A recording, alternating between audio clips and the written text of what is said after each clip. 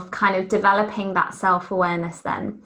How do you think you did that for yourself? How do you personally like kind of listen to that inner guidance? Mhm. That's a really good question. I think it varies for different people. I mean, my go-to tool that I really love is meditation, Mm-hmm.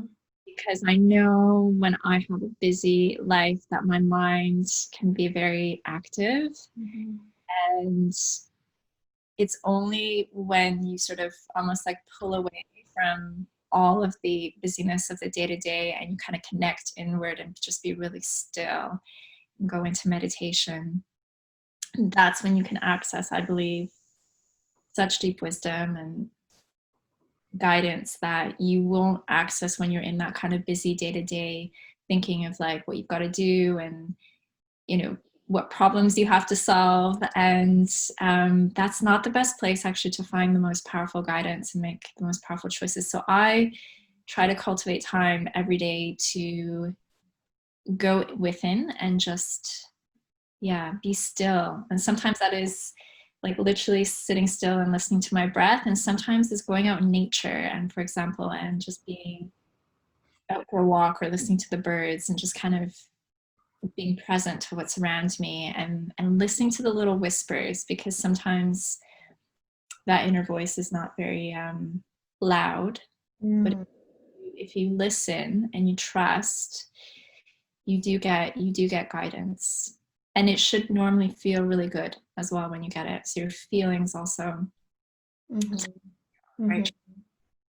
So you're big, obviously, on choices and choice points. And I guess when our monkey mind kind of goes crazy, we can have so many thoughts that we're just kind of trapped in our heads. So by the process of meditation is what you're saying, that we're kind of slowing down and coming in touch with this inner guidance, this kind of inner intelligence, I guess, which is a place that we can make choices from. Is that right?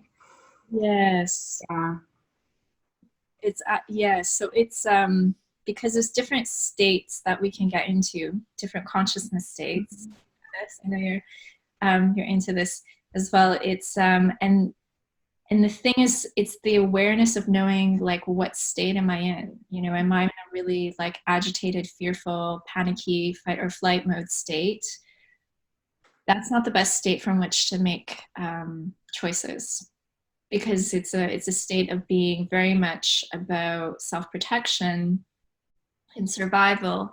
You can't see the bigger picture from that state. It's very limited. So absolutely going into a place where you can let go of that fear and access a higher state of consciousness, which is actually feeling, knowing that everything's going to be okay and that the solutions are there, that um, you have support, you have all the resources, you have options.